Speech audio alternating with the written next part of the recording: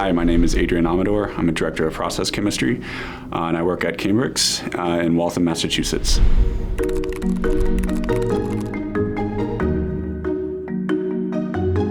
A lot of the work that I do as a process chemist is focused around developing processes for complex synthetic molecules. So these are things like peptide therapeutics or oligonucleotides. At the moment, the state of the art is relatively poorly efficient processes. And so one of our main goals is trying to improve the efficiency of these by decreasing solvent usage, decreasing waste, and generally just figuring out how to run these in a more intensified manner that's going to be more efficient and more cost-effective overall.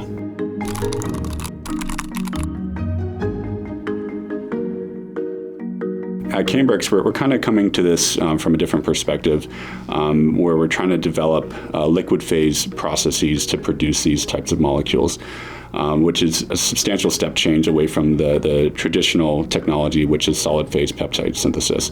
So we've been able to bring forward a lot of innovative ideas for how to approach this and try to overall drastically improve the efficiency of these, oftentimes by an order of magnitude over what's typically done with solid phase peptide synthesis.